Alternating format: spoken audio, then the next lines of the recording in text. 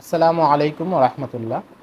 আজকে বাংলার ইতিহাস সম্পর্কিত কিছু বই নিয়ে কথা বলবো। প্রায় সময় অনেকে মেসেজ দিয়ে বলেন যে বাংলার ইতিহাস সম্পর্কিত যেসব বই আমার সংগ্রহে আছে বা যেগুলো সংগ্রহ করা যায় সেগুলো নিয়ে কথা বলতে। তো এই জন্য আজকে আমার সংগ্রহে থাকা বইয়ের একাংশ নিয়ে কথা বলবো। আরও কিছু বই নিয়ে আরও কয়েকটি পর্বে কথা বলবো। তো মূল আলোচনায় যাওয়ার আগে কয়েকটা বিষয় ক্লিয়ার করা দরকার। অনেকে জিজ্ঞাসা করেন যে নতুন বই সম্পর্কে কিভাবে জানা যায় বা আগে যেই বইগুলো প্রকাশিত হয়েছে সেগুলো সম্পর্কে কিভাবে জানা যায়। এর মধ্যে একটা সহজ কাজ হচ্ছে যে কোনো লাইব্রেরিতে যাওয়া, যেগুলো সমৃদ্ধ লাইব্রেরি, সেখানে গেলে অনেক বইয়ের সংগ্রহ থাকে। সেখানে লেখক, প্রকাশনী, বইয়ের একাংশ চাইলে আপনি পড়েও দেখতে পারবেন, সূচিপত্র দেখতে পারবেন, বা আপনি চাইলে যদি সময় থাকে লাইব্রেরিতে বসে পুরো বই পড়তে পারবেন। এটা হচ্ছে একটা সহজ সমাধান। এবং আগে মানে ইন্টারনেটের যুগের আগে যারা লেখক গবেষক ছিলেন তারা এই কাজটাই করতেন, লাইব্রেরিতে চলে যেতেন। কিন্তু অনলাইনের কারণে এখন এই বিষয়গুলো অনেক বেশি সহজলভ্য হয়ে গেছে এবং মানুষ এখন লাইব্রেরিতে খুব বেশি একটা যায় না। বরং বাংলাদেশে একসময় যে জায়গাগুলো, যে লাইব্রেরিগুলো অনেক বেশি জমজমাট থাকতো, সেখানেও এখন মানুষ শূন্য প্রায় বলাই চলে। তো এটা হচ্ছে একটা মাধ্যম। এরপরে হচ্ছে আপনি বইয়ের দোকানে, যেগুলো বড় বইয়ের দোকান আছে সেখানে গিয়ে যেতে পারেন, যেখানে একসাথে অনেক বই আছে। যেমন বাংলা বাজারে যেই বইয়ের মার্কেটগুলো আছে, জেনারেল ঘরানার বইপত্র বিক্রি করে, ইসলামী ঘরানার বইপত্র, আলাদা আলাদা মার্কেট। তো সেগুলোতে গেলেও অনেক প্রকাশনী আছে, সব প্রকাশনীতে গিয়ে বই দেখতে পারেন, তাদের ক্যাটালগুলো সংগ্রহ করতে পারেন। বা আরেকটা কাজ হতে পারে একাধিক প্রকাশনীর ক্যাটালগ নিয়ে আসা, তারপর বাসায় এসে খুঁজে দেখা যে সেই ক্যাটালগে আমার পছন্দের বিষয়ে কোনো বইপত্র আছে কিনা বা সংগ্রহ করা যায় কিনা, সেটাও একটা মাধ্যম।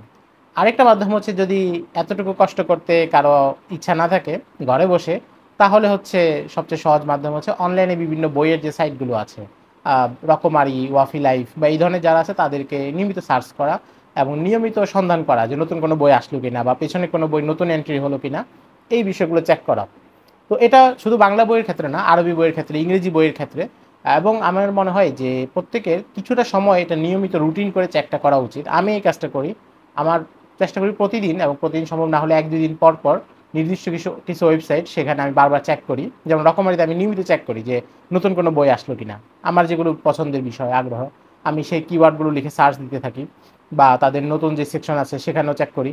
তো রকমারিতে করি, তারপরে ইন্টারন্যাশনাল যে সকল বড় বড় ওয়েবসাইট আছে, অ্যামাজনে চেক করা হয় অনেক সময়, কিংবা বিভিন্ন ইউনিভার্সিটি যে পেজগুলো আছে, এডিনবার্গ ইউনিভার্সিটি, ইয়েল ইউনিভার্সিটির পেজ, কিংবা পেঙ্গুইন, কিংবা ব্রিলের যে ওয়েবসাইট, সেখানে চেক করলে নতুন বইয়ের সন্ধান পাওয়া যায়। তো এগুলো হচ্ছে একটা মাধ্যম যে যেখান থেকে আমরা এগুলো জানতে পারি। এরপরে হচ্ছে যারা লেখক, যারা প্রকাশনী, তাদের টুইটার, ফেসবুকে তাদেরকে আমরা ফলো করতে পারি। সেখানেও তারা নিয়মিত আপডেট দেন যে নতুন কী কাজ আসছে। এবং সাধারণত ফেসবুক বা টুইটারের অ্যালগোরিদমটা এমনভাবে সাজানো, আপনি যদি নির্দিষ্ট কিছু মানুষকে ফলো করেন, এরপর এই ধরনের আরও সংশ্লিষ্ট যারা আছে তাদেরকে মানে অনলাইন থেকে সামনে চলে আসবে। টুইটারে এই কাজটা খুব বেশি হয়, এই জন্য টুইটারে আমি যাদেরকে ফলো করি দেখা যায় বেশিরভাগই লেখক, অনুবাদক, প্রকাশক, এবং তাদের কারণে এমন অনেকেও সামনে চলে আসে যাদেরকে আমি চিনি না, কিন্তু অন্য আরেকজনকে ফলো করার কারণে সেটা অ্যালগোরিদম আমার সামনে এনে দিয়েছে। তো এই মাধ্যমগুলো থেকে আমরা বইপত্র সম্পর্কে ধারণা নিতে পারি। বইপত্র সম্পর্কে ধারণা নেওয়া একটা গুরুত্বপূর্ণ কাজ। আপনি যদি নাই জানেন যে এই বিষয়ে আগে কী কাজ হয়েছে বা কী কাজ হয়েছে, কোনটা পড়া যায়, আপনার আগ্রহের সাথে কোনটা সঙ্গতিপূর্ণ, সেটা না জানলে একটা বিশাল জায়গা আসলে শূন্যতা থেকেই যায়। তো এই কাজটা আমরা করতে পারি। আর দ্বিতীয়ত আরেকটা প্রশ্ন এক ভাই করেছিলেন কিছুদিন আগে, সম্ভবত সাঈদ মনির ভাই। তো উনি জিজ্ঞাসা করলেন যে অনেক সময় দেখা যায় যে একই বই বা একই বিষয়ে অনেক বই লেখা আছে, তখন সেক্ষেত্রে কী করা উচিত, সবগুলোই পড়া উচিত কিনা, বা নাকি শুধু নির্দিষ্ট একটা। তো আসলে কারো যদি ওই বিষয়ে গভীর জ্ঞানের প্রয়োজন না থাকে, মৌলিক বিষয় জানলেই চলে, তাহলে আমি বলবো যে আপনি সেই বিষয়ের সবচেয়ে সমৃদ্ধ যে বইটা সেটা পড়ে ফেলুন। এরপরে বাকি বইগুলো না পড়লেও চলবে, কারণ বেশিরভাগ ক্ষেত্রেই দেখা যায় একই বিষয়ে অনেক বই লেখা হলে একটা বড় বিষয়ে জায়গা থাকে, সেখানে কমন সবগুলো বইতে ওই বিষয়টাই আছে। তো সেই জায়গা তো আর আপনার দরকার হচ্ছে না। হ্যাঁ, যদি কেউ গবেষক হন, যিনি এই বিষয় সকল বর্ণনা সামনে রেখে কাজ করতে চান, তখন তার জন্য একাধিক বই দরকার হয়। আর এমনিতেও পাঠক হিসেবে আমাদের যেটা উচিত যে কোনো বই পেলেই সেটা সংগ্রহ না করে, একটু খোঁজ খবর নেওয়া, বইয়ের বিষয়বস্তু কী, কন্টেন্ট কী, লেখকের মান কেমন, এগুলো দেখা। এবং উর্দুতে একটা কথা বলে যে জিদ্দত ইয়া নুদরত, অর্থাৎ যেখানে কোনো নতুনত্ব আছে অথবা যেখানে কোনো আনুখা বা একটা মানে খুবই আশ্চর্যজনক, আজীব গরিব জিনিস আছে, সেটা তো কোনো বইতে ওই দুইটা বিষয় থাকলেই সংগ্রহ করা উচিত। নাহলে যেই বিষয় পুরাণ বয়ান, যেটা আপনি এর আগে আরও 10টা বই দিয়ে পড়েছেন, সেইটা আরেকটা বইয়ে পড়ে একটা রেফারেন্স বাড়ানোর আসলে খুব বেশি দরকার নাই।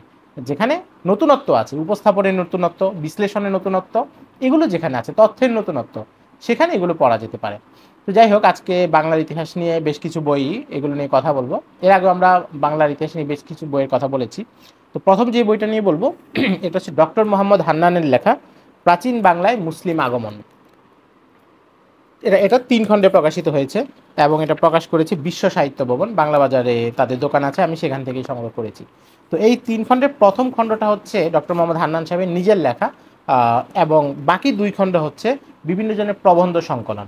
ডক্টর মোহাম্মদ হান্নান সাহেবের যেই মানে প্রকল্প, সেটা হচ্ছে বাংলায় উনি প্রমাণ করতে চান যে বাংলায় মুসলমানদের আগমন সেটা 50-60 হিজরি থেকেই শুরু হয়েছে। তো এটা উনি প্রথম খণ্ডে নিজের লেখায় নানাভাবে জোরের সাথে বলার চেষ্টা করেছেন। আর বাকি 2 খণ্ডে তিনি এই বিষয়ে আগে যারা লিখেছেন, আগে যারা প্রবন্ধ লিখেছেন, মাওলানা আকরম খাঁ থেকে নিয়ে গোলাম আহমদ মর্তজা কিংবা মাওলানা মহিউদ্দিন খান কিংবা আরও যারা আছে, এখানে অনেকের লেখা সংকলন করেছেন। আমি যদি 2-একটা নাম বলি, ডক্টর মোহাম্মদ এনামুল হক, ডক্টর আহমদ শরীফ, জহিরুল ইসলাম, আকসাদুল আলম, সৈয়দ মজুতবা আলী, দীনেশচন্দ্র সেন, তারপরে Bankimchandra Chattopadhyay, Nihar Ranjan Ray, Jatindra Chattopadhyay, Richard M Eaton, T W. Arnold, doctor Abdul Karim, A K M. Abdul Mannan, A K M. Nazir Ahmad, doctor Anisuzzaman, Abu Mohammad Habibullah, doctor Mohammad Shahidullah, এই ধরনের আরও অনেক বিখ্যাত মানুষ এই খণ্ডেও আছে। আমি সবগুলো নাম বললাম না, কিন্তু এই জায়গা থেকে এটা গুরুত্বপূর্ণ। তো এই বইটা সম্পর্কে যদি বলি, প্রথম খণ্ডে ডক্টর মোহাম্মদ হান্নান যেটা প্রমাণ করে চেষ্টা করেছেন, সেখানে তার গবেষণা আমি বলবো বড় ধরনের 2টা অসঙ্গতি আছে। প্রথমত, কেউ যদি পড়েন তাহলে দেখবেন যে তিনি বাংলায় মুসলমানদের আগমন অনেক আগে হয়েছে এটা প্রমাণের জন্য মোটা দাগে 2টা জিনিসের উপর মারাত্মকভাবে নির্ভর করেছেন। প্রথমত হচ্ছে শওকত আলী, যিনি বিখ্যাত কথা সাহিত্যিক এবং ঔপন্যাসিক, তার লেখা প্রদেশে প্রাকৃতজন, এই উপন্যাসটা, এটাকে তিনি কেমন যেন একটা মাজদার বা মূল আকর গ্রন্থ হিসেবে নিয়েছেন। এটার উপরে তিনি অনেক বেশি নির্ভর করেছেন এবং সেখানে তার যুক্তি কি, যে যদিও এটা একটা ঐতিহাসিক উপন্যাস বা সাহিত্য, কিন্তু সাহিত্যের মধ্যেও ইতিহাসের উপাদান থাকে। এই কথাটা তিনি বারবার বলেছেন, কিন্তু এই কথাটা একটা মোটা দাগে ভুল।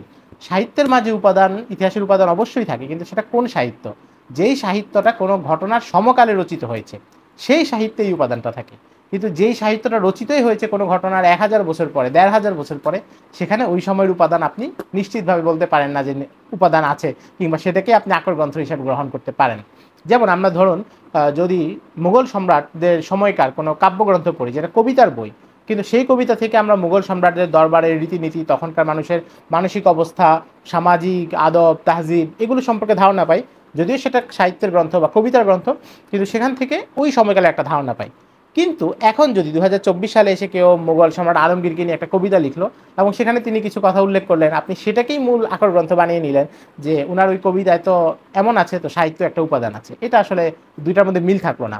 তো শওকত আলীর যে বইটা, সেটা প্রাচীন প্রেক্ষাপটে লেখা, কিন্তু লেখা তো আধুনিক কালে। এই সাহিত্য ওই কালে রচিত কোনো সাহিত্যের সমপর্যায়ের না, কিন্তু উনি পুরো গবেষণার জন্য এবং নিজের বক্তব্য প্রমাণের জন্য এটাকেই একেবারে মূল ধরে নিয়েছেন।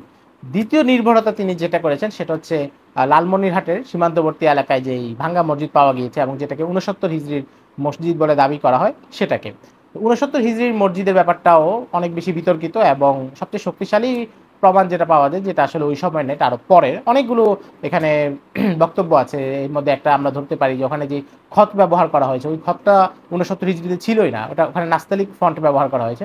নাস্তালিক ফন্টে আরবরা 69 হিজরিতে আবিষ্কারই হয়নি, এটা আরও পরের একটা খত। তারপর ওখানে ইটের এবং কাঠামোর যে স্ট্রাকচার বা আরও অন্যান্য বিষয়, অনেকগুলো বিষয় আছে।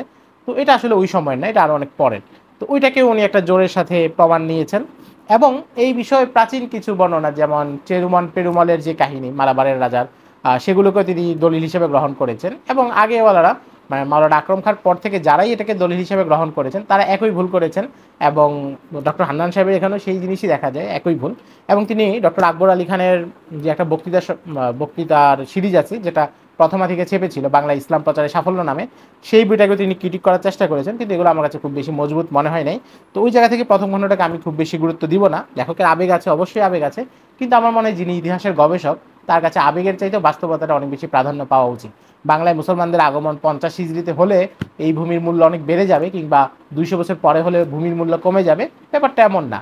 মুসলমানরা এখানে যে কোনো সময় আসতে পারে। বিশ্বের বহু ভূখণ্ডে মুসলমানরা অনেক পরে গিয়ে সেখানে বড় ইসলামী খেদমত করেছে, বড় ইসলামী কাজ করেছে, ইসলামী তাহজিব তামাদ্দুন এগুলোর উন্নতি করেছে। তো আসলে মূল জিনিস, ফোকাসটা ওখানে হওয়া উচিত, ভূমিতে কখন মুসলমানরা আসলো না আসলো। এবং সেটা নিয়ে ডক্টর আব্দুল করিম, ডক্টর এনামুল হক ও ওনাদের সাথে যে তর্ক বিতর্ক, লম্বা আলোচনা, এটা ঠিক আছে, গবেষকদের জন্য এটা হতে পারে, কিন্তু এটাকে জোরের সাথে প্রমাণ করার জন্য যেই একটা মানসিক তাড়না নিয়ে নামা, আমার মনে হয় যে এটা খুব বেশি দরকার নেই। বরং এক্ষেত্রে নির্মোহভাবে ইতিহাসের মৌলিক জায়গা থেকে যেই তথ্য বা উপাত্ত আছে সেটাকে বিশ্লেষণ করে কথা বলা উচিত। তো ওই জন্য প্রথম খণ্ডটা আমি বলবো যে অনেক বেশি তেমন ভালো লাগে নাই, বাকি এটা পড়া যেতে পারে, যিনি লিখেছেন তার পরিশ্রমের স্বীকৃতি দেওয়ার জন্য হলেও পড়া যেতে পারে। কিন্তু বাকি 2 খণ্ড গুরুত্বপূর্ণ এই কারণে যে এখানে এমন অনেকগুলো প্রবন্ধ আছে যেটা হয়তো আমরা এখন চাইলেই পড়তে পারবো না, যেটা ইসলামিক ফাউন্ডেশন পত্রিকায় ছাপা হয়েছে কিংবা পাকিস্তান আমলে কোনো পত্রিকায় ছাপা হয়েছে, ওগুলো হারিয়ে গিয়েছে। তো তিনি এগুলো সবগুলো যে একত্র করে সংগ্রহ করে একত্র করে দিয়েছেন, এটা একটা বড় ব্যাপার, যেটা আমরা সহজে পাবো না, সেটা এখন 2 মলাটে পাচ্ছি। তো সেই প্রবন্ধগুলোর মধ্যেও আমরা দেখি যে নানা মানের প্রবন্ধ আছে, এবং আসলে সত্যি কথা বলতে ওই প্রবন্ধগুলোর মধ্যে মৌলিক প্রবন্ধ ধরা যায় 3 থেকে 4টাকে, আর বাকি সবগুলো হচ্ছে সেখান থেকে কপি, মানে চিন্তাধারা এবং বিশ্লেষণ সিদ্ধান্ত সব কিছু হুবহু কপি করা। যেমন মাওলানা আকরম খাঁর যেই লেখা, সেটাকে মাওলানা মহিউদ্দিন খাঁ সহ অন্যরা হুবহু নিয়ে এসেছেন, এবং অন্যদের লেখাগুলো তো এরকম। তো মৌলিক কিছু প্রবন্ধ আছে, 2 খণ্ডে মিলে 6-7টা হবে, সেগুলো পড়ার মতো। তো তবুও আমি বলবো যে বইটা যদি কারো এই বিষয়ে আগ্রহ থাকে, সংগ্রহ থাকা যেতে পারে, সংগ্রহ রাখলে অনেক ধরনের লেখা, অনেক ধরনের বক্তব্য, এটা পড়া যেতে পারে, বিশ্লেষণ করা যেতে পারে। আর সবচেয়ে বড় কথা হচ্ছে বই হাতের কাছে থাকা মানে হচ্ছে আপনার একটা শক্তি থাকা, বই থাকা মানে হচ্ছে একটা ভান্ডার থাকা, মানে আপনি সেখান থেকে যে কোনো মুহূর্তে উপকৃত হতে পারেন। তো এই বিবেচনায় যদি কেউ কিনেন, আমি বলবো কিনতে পারেন। তবে এখানে নতুন কোনো বক্তব্য প্রতিষ্ঠিত করার সুযোগ আমার মনে হয় লেখক পাননি, মানে তিনি চেষ্টা করেছেন, কিন্তু সচেতন পাঠকের কাছে আমার মনে হয় এটা খুব বেশি টিকবে বলে মনে হয় না। আচ্ছা, এরপরে আমার কাছে 3টা বই আছে। এই 3টা বই হচ্ছে সোনারগাঁয়ের ইতিহাস সম্পর্কে। আর সোনারগাঁ আমাদের সুলতানি আমলের একটা ঐতিহ্যবাহী শহর, এবং যেখানে শেখ শরফুদ্দিন আবু তাওয়ামার দরসগাহ ছিল, শেখ ইব্রাহিম দানেশমন্দের খানকা ছিল। নানা কারণে এর সাথে আমাদের প্রাণের অস্তিত্ব এবং প্রাণের স্পন্দন, আবেগ, অনুভূতি এগুলো জড়িয়ে আছে। তো সোনারগাঁয়ের ইতিহাস, এবং আরেকটা বড় ব্যাপার হচ্ছে বাংলার ইতিহাসে বাংলার অনেক জায়গায় আমাদের এখানে প্রাকৃতিক দুর্যোগ, নদী ভাঙ্গন, বিভিন্ন কারণে অনেক কিছু হারিয়ে গিয়েছে, মানে সুলতানি আমল, মুঘল আমলে অনেক স্থাপনা এগুলো, কিন্তু সোনারগাঁ এখনও অনেক কিছু সগর্বে টিকে আছে। তো ওই জায়গা থেকে এটার প্রতি আবেগ বেশি। তো আমি এই বইগুলো বিভিন্ন সময় সংগ্রহ করেছি। প্রথমটা হচ্ছে সোনারগাঁয়ের ইতিহাস, শামসুদ্দৌলা চৌধুরী। উনি সোনারগাঁয়ের ধারাবাহিক ইতিহাসটা লেখার চেষ্টা করেছেন, এবং এই জন্য উনি সমকালীন ইতিহাস গ্রন্থ কিংবা পর্যটকদের যে বিবরণী, সবগুলো থেকে সাহায্য নেওয়ার চেষ্টা করেছেন। বেশ বড় বই, চমৎকার, মানে নতুন তথ্য খুব বেশি দিয়েছেন এমন না। ওই যে আমরা আগেও বলেছি যে বাংলার ইতিহাস সম্পর্কে আসলে তথ্য খুবই সীমিত, এবং সেটাকেই নানাজন নানাভাবে উপস্থাপন করেন। তো যেহেতু একটা আঞ্চলিক জায়গার ইতিহাস, তো সেই জায়গা থেকে এই বইটা আমরা সংগ্রহ করতে পারি যদি কারো সোনারগাঁয়ের ইতিহাস সম্পর্কে জানার আগ্রহ থাকে। বিশেষ করে যে এই বইয়ের সুবিধা হবে যে আপনি সোনারগাঁয়ের দর্শনীয় স্থান কী কী আছে সেটা সম্পর্কে বেশ ভালো একটা ধারণা পাবেন। দ্বিতীয় বইটা হচ্ছে বাংলার প্রাচীন রাজধানী সোনারগাঁর ইতিহাস, এটা শেখ মাসুম কামালের লেখা। এখানে ওই একই রকমের কথা, এটা তো বিভিন্ন জায়গা, এখানে অবশ্য ধারাবাহিক রাজনৈতিক ইতিহাসটা আলোচনা করা হয়নি বা সময়কাল ধরে ইতিহাস আলোচনা করা হয়নি, বরং বিভিন্ন জায়গা যেমন কদম রাসুল, তারপরে মোগরাপাড়া, ইউসুফগঞ্জ মসজিদ, পানামপুল, বাবা সালেহের মসজিদ, গোয়ালদি, মোয়াজ্জেমপুর মসজিদ, এখানে যে স্থাপনাগুলো আছে, যে ঐতিহাসিক নিদর্শনগুলো আছে, সেগুলো সম্পর্কে আলোচনা করা হয়েছে। আর আরেকটা বই, এটা হচ্ছে ঐতিহাসিক সোনারগাঁ পরিদর্শন গাইড। এটা আমি লোকশিল্প জাদুঘরের ভেতর থেকে কিনেছিলাম 2014 সালে। তো এটা চমৎকার, এটা হচ্ছে একটা গাইড, লোকশিল্প যেহেতু এটা পরিদর্শন গাইড, পর্যটন গাইড। এখানে হচ্ছে প্রচুর রঙিন ছবি আছে, আপনি কোথায় কোথায় যাবেন, কি কি দেখতে পারবেন, এবং সেখানকার সম্পর্কে তথ্য আছে, যে সেটা কবে খোলা থাকে, কবে বন্ধ হয়, এগুলো আছে। ঐতিহাসিক কিছু তথ্যও আছে, কিন্তু সবচেয়ে ভালো হচ্ছে প্রচুর ছবি আছে। আপনি যদি কখনো নাও যেতে পারেন, বইটা দেখেও জায়গাগুলো সম্পর্কে দেখা একটা তৃপ্তি অনুভব করবেন। আচ্ছা, এবার যে বইগুলো সম্পর্কে বলবো, প্রফেসর আব্দুল করিমের বই। প্রফেসর আব্দুল করিমের কথা আমরা অনেকবার বলেছি, এবং এটা আসলে তিনি সবার কাছে পরিচিত। বাংলার ইতিহাস সম্পর্কে কাজ করে যারা সারা জীবন কাটিয়ে দিয়েছেন, সেই 7-8 জন গবেষকের মধ্যে তিনিও একজন। তো আজকে এখন ওনার যে বইগুলো আমার সামনে আছে, আরও কিছু বই আছে, সেগুলো পরে কথা বলবো, আগেও কিছু বলেছি। তো প্রথম বইটা হচ্ছে চট্টগ্রামে ইসলাম ঐতিহ্য। এটা হচ্ছে চট্টগ্রামে ইসলামিক নিদর্শন, কালচার, এগুলো সম্পর্কে তিনি বেশ কিছু প্রবন্ধ লিখেছিলেন, সেগুলো এখানে একত্র করা হয়েছে। তো আমি একটু শিরোনামগুলো বলি, যদি কারো আগ্রহ হয় আপনারা এটা সংগ্রহ করতে পারেন। প্রথম হচ্ছে চট্টগ্রামের সঙ্গে আরবদের যোগাযোগ, চট্টগ্রামে ইসলাম প্রচারের প্রাথমিক যুগ, চট্টগ্রামের সুফি সাধক, চট্টগ্রামের ইসলামী ঐতিহ্য, বকশী হামিদের মসজিদ, মক্কা শরীফে বাঙালি মাদ্রাসা। তো আব্দুল করিম সাহেবের যে কাজকর্ম, সেখানে ওই যে আমরা যেটা বললাম জিদ্দত ইয়া নুদরত, সেটা আছে। কারণ চট্টগ্রামের যে প্রাচীন স্থাপনাগুলো, সেখানে অনেকগুলো শিলালিপি ছিল। শিলালিপি ইতিহাসে একটা গুরুত্বপূর্ণ উপাদান, কারণ একটা শিলালিপি থেকে আপনি জানতে পারেন যে এই স্থাপনাটা কে প্রতিষ্ঠা করেছেন, কত সালে প্রতিষ্ঠা করেছেন, এবং কি উদ্দেশ্যে প্রতিষ্ঠা করেছেন, এগুলো তারা লেখা রাখতেন। তো বাংলার যে শিলালিপিগুলো, বাংলা, ভারত, বিহার, এই অঞ্চলগুলোতে যে শিলালিপিগুলো ছিল, এগুলো নিয়ে ইংরেজরা একটা সার্ভে করে 1861 সালে আলেকজান্ডার কানিংহামের মাধ্যমে। আলেকজান্ডার কানিংহাম ছিলেন ভারতবর্ষের পুরাতত্ত্বের পুরোধা বলা হয় তাকে, বাংলা, বিহার, উড়িষ্যা এই অঞ্চলে বেশিরভাগ শিলালিপি তিনি পাঠ নিয়েছিলেন। কিন্তু ঘটনাচক্রে বাংলার যে শিলালিপিগুলো পাঠ নিয়েছেন তিনি সোনারগাঁ পর্যন্ত নিয়েছিলেন। দক্ষিণাংশে যেগুলো আছে আমাদের ফেনী, কুমিল্লা শাহ সুজার মসজিদ ছিল, ফেনীতে ফখরুদ্দিন মুবারক শাহের মসজিদ ছিল, চট্টগ্রামে অনেক স্থাপনা ছিল, এই পর্যন্ত তিনি যান নাই। ফলে তিনি কোনো শিলালিপি চট্টগ্রামে কোনো শিলালিপির কথা উল্লেখ করেন নাই। চট্টগ্রামে একটা শিলালিপি ইংরেজ আমলে আবিষ্কৃত হয়েছিল। পরে 1950-এর দশকে পাকিস্তান পিরিয়ডে মৌলভী শামসুদ্দিন আহমদ উনি ইনস্ক্রিপশনস অফ বেঙ্গল নামে 4 খণ্ডে একটা বই প্রকাশ করেন শিলালিপিগুলোর পাঠোদ্ধার নিয়ে। সেখানেও মাত্র একটা বা দুইটা শিলালিপির আলোচনা দেওয়া হয়। 1960 সালে প্রফেসর আব্দুল করিম চট্টগ্রাম বিশ্ববিদ্যালয়ে জয়েন করেন এবং তখন থেকে তিনি চট্টগ্রামে আঞ্চলিক শিলালিপিগুলো নিয়ে কাজ করা শুরু করেন এবং তিনি অনেকগুলো নতুন শিলালিপি আবিষ্কার করেন এবং প্রথমবারের মতো তিনি এর পাঠ উদ্ধার করেন।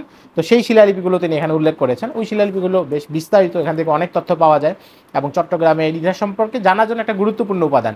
তো ওই যেটা বললাম যে প্রফেসর আব্দুল করিমের গবেষণায় নতুনত্ব আছে, যেটা আগে কেউ আবিষ্কার করতে পারেনি বা তাদের চোখ এড়িয়ে গিয়েছে, সেই জায়গাটাতেও তিনি কাজ করেছেন।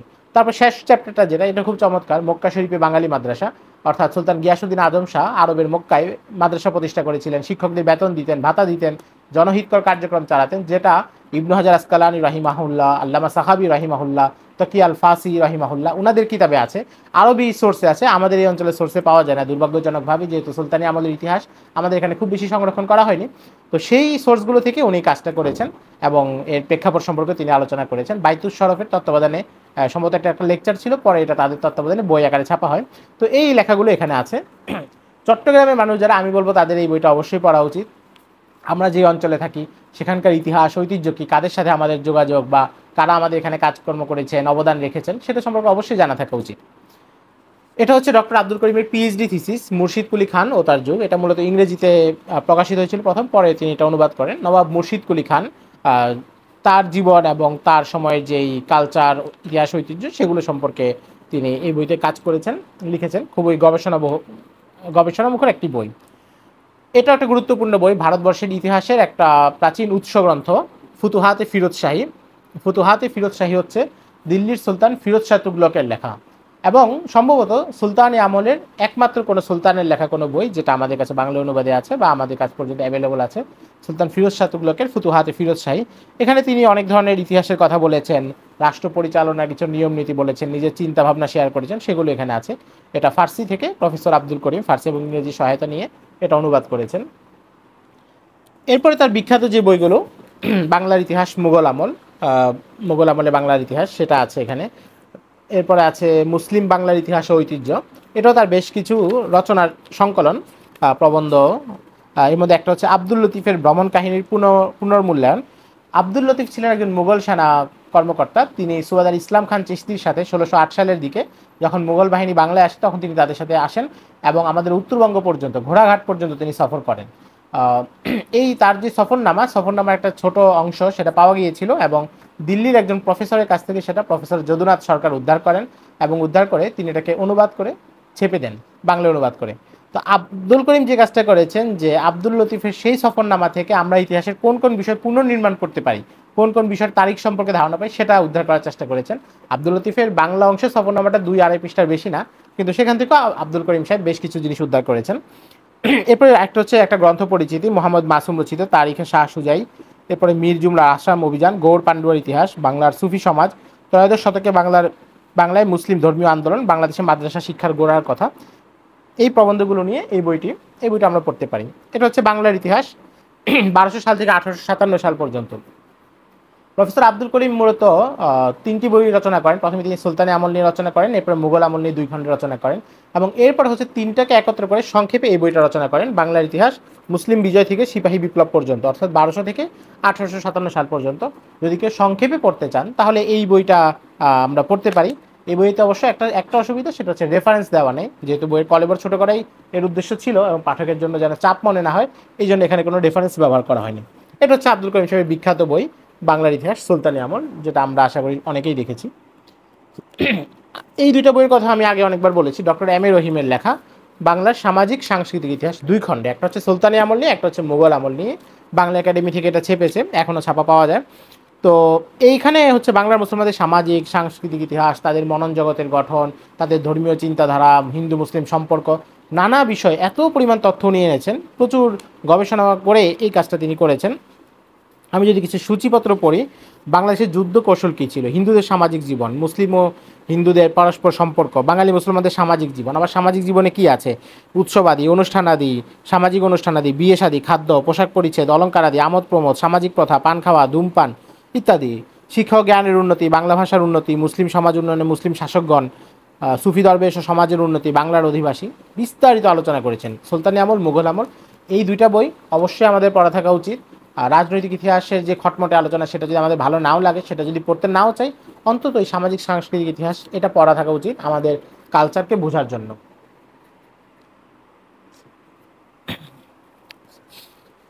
এই বইটা হচ্ছে ডব্লিউ হান্টারের লেখা পল্লী বাংলার ইতিহাস। হান্টারের একটা বই তো আমরা জানি, যেটা তিনি হচ্ছে ওয়াহাবি আন্দোলনের ইতিহাস নিয়ে লিখেছিলেন। আর এটা হচ্ছে পল্লী বাংলার ইতিহাস।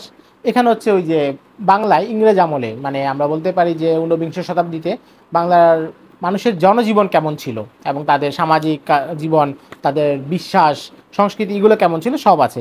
যেমন এখানকার নিম্নভূমির যে অধিবাসী যারা ছিল, বীরভূমের আদিম পাহাড়ি জাতি যারা ছিল, তাদের কি অবস্থা, তাদের কৃষিকাজ কেমন, তাদের বিশ্বাস কেমন, তাদের পূজা পার্বণ কেমন, এগুলো নিয়ে ছিল। তাদের বংশী ব্যবস্থাপনা কেমন, তারপর হচ্ছে এখানে যে চিরস্থায়ী বন্দোবস্ত বা জমি সংক্রান্ত যে সকল আইন কানুন, সেগুলোর সাথে তাদের প্রভাব কেমন, এগুলো নিয়ে বিস্তারিত আলোচনা আছে। এটা হচ্ছে শ্রী সতীন্দ্র মোহন চট্টোপাধ্যায়, কালিকট থেকে পলাশী। এটা হচ্ছে একটা ইতিহাসের বই, অনেক আগের লেখা। এটা নতুন সংস্করণ প্রকাশ হয়েছে দিব্য প্রকাশ থেকে। তো এখানে মূলত হচ্ছে যে ভাস্কো দা গামা যখন 1498 সালে কালিকট বন্দরে আসলেন, তখনকার সময়কাল থেকে পলাশী পর্যন্ত যে ঘটনা প্রবাহ, এটাকে সংক্ষিপ্তভাবে নিজের মতো করে বিশ্লেষণ করার চেষ্টা করেছেন লেখক। এই বইটা বেশ চমৎকার, মানে যেই সময় লেখা হয়েছে সেই সময় বিবেচনায় চমৎকার। পরে এই বিষয়ে আরও অনেক কাজ এসেছে, এখনও নতুন কাজ হচ্ছে, সেটা ভিন্ন বিষয়। আচ্ছা, একটা বই শরীফ উদ্দিন আহমেদের লেখা ঢাকা ইতিহাস ও নগর জীবন 1840 থেকে 1921। এই বইটা আমি সংগ্রহ করেছিলাম সম্ভবত বাতিঘর থেকে। আমার কাছে, আমি ঢাকা সম্পর্কে বই পড়তেও ভালো লাগে, যেহেতু আমরা এই শহরে থাকি, এই শহরে অলিগলিতে ঘুরি এবং আমার বসবাস হচ্ছে পুরান ঢাকায়। এখানকার প্রতিটা অলিগলিতে মনে হয় যে ইতিহাসের অনেক উপাদান ছড়ানো। তো সেই জায়গা থেকে বইটা সংগ্রহ করা। মূলত ইংরেজ আমলে, উপনিবেশ আমলে ঢাকার যে জনজীবন, এখানকার মানুষ, স্বভাব, চরিত্র, সব কিছু এখানে আলোচনা করা হয়েছে। আমি সূচিটা একটু বললে আপনারা ধারণা পাবেন। এখানে যে বিষয়গুলো আলোচনা এসেছে: শিক্ষার কেন্দ্র, আঞ্চলিক প্রশাসনিক কেন্দ্র, নগর জীবনে শ্রীবৃদ্ধির সংগ্রাম, অর্থনৈতিক পুনর্জীবন, নাগরিক সমস্যার সমাধান প্রচেষ্টা, নগর প্রশাসন, স্থানীয় নেতৃত্ব, ঢাকার উন্নয়ন, এই বিভিন্ন বিষয়গুলো। অর্থাৎ ঊনবিংশ শতাব্দী 1840 থেকে 1921, প্রায় 80 বছরের যে সময়কাল, এই সময়কালের ঘটনাটা এখানে আলোচনা করা হয়েছে। গৌতম ভদ্রের কথা আমরা জানি, সাবঅল্টার্ন ইতিহাসবিদ হিসেবে তাকে ধরা হয়, নিম্নবর্গের ইতিহাসবিদ। তার লেখা বই ঈমান ও নিশান, এটা বেশ জনপ্রিয় বই এবং অনেক বিখ্যাত বই। এই বইয়ের কারণে তিনি অনেক বেশি বিখ্যাত। এটা হচ্ছে বাংলার কৃষক চৈতন্যের এক অধ্যায়। অর্থাৎ বাংলায় যে কৃষক আন্দোলন হয়েছে, সেটা তিতুমিরের আন্দোলন বা অন্যান্য, এগুলোকে নিয়ে তিনি এখানে বিশ্লেষণ করেছেন এবং তাদের মতো করে খুব দারুণ বিশ্লেষণ করেছেন। অনেক জায়গায় দ্বিমত করার সুযোগ আছে, কিন্তু প্রচুর তথ্য এনেছেন এবং সেটাকে বিশ্লেষণ করেছেন। সাধারণত এই ধরনের বিশ্লেষণাত্মক ইতিহাস বই খুব কমই লেখা হয়। তো এই বইটাও যদি কেউ চায় যে খুব অল্প বই পড়বে, এই বইটা পড়া উচিত। কারণ হচ্ছে বিশ্লেষণটা আসলে কীভাবে করতে হয় সেটা একটা ধারণা পাওয়া যাবে। বিশ্লেষণের সাথে একমত হওয়া জরুরি না, দ্বিমতের জায়গা অবশ্যই আছে, যে কারোর সাথে আপনি দ্বিমত করতে পারেন, কিন্তু শেখার বিষয় হচ্ছে প্রক্রিয়া থেকে, পদ্ধতি থেকে অনেক কিছু জানার ব্যাপার আছে, যে একটা তথ্যকে কীভাবে কাজে লাগাতে হয়, তথ্যকে কীভাবে চারদিকে ঘোরাতে হয়, এটা একটা মজার ব্যাপার, এটা শেখার মতো বিষয়। এরপর একটা বই আওলাদ হোসেন খান, বাঙালি মুসলমানের বংশ পরিচয়, খুব ইন্টারেস্টিং বই। এখানে হচ্ছে বাঙালি মুসলমানের যে বিভিন্ন বংশ, এই বংশগুলো নিয়ে আলোচনা, যে বংশটার অর্থ কী, এটার উৎপত্তি কখন, যেমন বিশ্বাস বংশ, দর্জি বংশ, জমাদার, দস্তগীর, তালুকদার, শেখ বংশ, হাওলাদার বংশ, পাঠান বংশ, খান পাঠান বংশ, সুর বংশ, পাশা বংশ। যেমন ধরুন খন্দকার, খন্দকার তো আমাদের এখানে প্রচুর মানুষের নামের শেষে থাকে। তারপরে সৈয়দ অনেকের নামের আগে থাকে, খান বংশ। তো এই যে খান যারা আসছে, তাদের উৎপত্তি কী, তাদের ইতিহাস কী, এগুলো নিয়ে তিনি আলোচনা করেছেন। মানে বইটা কলেবর ছোট, কিন্তু ইন্টারেস্টিং। আপনাদের কারো যদি এই ধরনের কোনো বংশীয় ব্যাপার থাকে, যেমন আমাদের আসলে এভাবে জানা যায় না আমাদের বংশের নাম কি, মানে কয়েক পুরুষ পর পর এটা চেঞ্জ হয়েছে এমন মনে হয়। তো যদি কারো এমন নিশ্চিতভাবে ইয়ে থাকে যে আমরা এই বংশ, তো তাহলে আপনার বংশের ইতিহাস জানার জন্য, আপনি একটা মৌলিক ধারণা পাওয়ার জন্য এই বইটা পড়তে পারেন। ডক্টর মোহাম্মদ গোলাম সাকলাইনের বই বাংলাদেশের সুফি সাধক, বাংলাদেশে যারা সুফি ছিলেন তাদেরকে নিয়ে আলোচনা। তো আমি ওই যে আগে একটা কথা বলেছি, যে যদি নতুনত্ব না থাকে, তাহলে আসলে খুব বেশি দরকার নেই। তো ডক্টর এনামুল হকের যে বই বঙ্গে সুফি প্রভাব, সেটার সামনে ডক্টর গোলাম সাকলানকে যদি রাখি আমরা, তাহলে খুব বেশি নতুন তথ্য এখানেও নিয়ে এনেছেন এটা বলা যায় না, এবং অনেক বেশি নতুন কিছু আনতে পারবেনও না, কারণ ওই যে বললাম তথ্যের ভান্ডারই কম, তাহলে তথ্য আসবে কোত্থেকে। বাকি আপনার সামনে রাখতে পারেন, কারণ এরপরেও তো অনেকে কাজ করেছেন, ওয়াকিল আহমদ কাজ করেছেন, তো তাদের কথা থেকে কিছু কিছু জিনিসের নতুন উপস্থাপন, কিন্তু এগুলো আসলে মৌলিক কোনো পার্থক্য না। হয়তো একটা তারিখ, আগে একটা তারিখ ধারণা করা হতো, এখন পরে নতুন একটা শিলালিপিতে নতুন তারিখ আবিষ্কৃত হয়েছে, এই ধরনের তথ্য। বা একটা মাজার আগে নিশ্চিত ছিল না যেটা উনার মাজার, এখন হয়তো নিশ্চিত হওয়া গেছে এটা উনার মাজার, এতটুকুই। কিন্তু এর বাইরে মানে মূল সমস্যা হচ্ছে কি, যে বাংলার যারা সুফি তাদের তালিমাত কি ছিল, তাদের আকীদা বিশ্বাসটা কি ছিল, এই ব্যাপারে অনেক বেশি তথ্য নেই। যা আছে সেগুলো ধোঁয়াশাপূর্ণ, সেগুলো লোক কথা নির্ভর। যেমন আমি কিছুদিন আগে নেত্রকোনায় গিয়েছি, সেখানে শাহ সুলতান রুমির মাজার, তো ওই এলাকায় গিয়েছি। এখন শাহ সুলতান রুমির ব্যাপারে যা কথাবার্তা প্রচলিত সব মানুষের মধ্যে প্রচলিত, লিখিত কোনো রূপ নাই। এখন লিখিত রূপ না থাকলে 1000 বছর, 500 600 বছর চলে যাওয়ার পরে এই ঘটনা কতভাবে যে ঢালপালা মেলে, এখানে বাবা দাদা হয়ে যায়, দাদা নাতি হয়ে যায়, এখানে যে কত রকম সমস্যা হয় নিশ্চিতভাবে বলা যায় না। তো এগুলো যারা গবেষণামূলক কাজ করেন তারা তো এই সমস্যায় পড়েন। ফলে আপনি দেখবেন যে ওয়াকিল আহমদ হোক, ডক্টর এনামুল হক হোক, বা ডক্টর গোলাম সাকলান, বা আরও যারা কাজ করেছেন, ঘুরে ফিরে কাছাকাছি কথাই। তো আপনি যদি এক্ষেত্রে নির্দিষ্ট 1-2টা বই সংগ্রহ করে পড়েন, আমি বলবো যে বাকিগুলোর থেকে আপনি অনেকটা বেনিয়াজ হয়ে গেলেন, এবং আপনি আর পড়া না থাকলে খুব একটা সমস্যা নাই।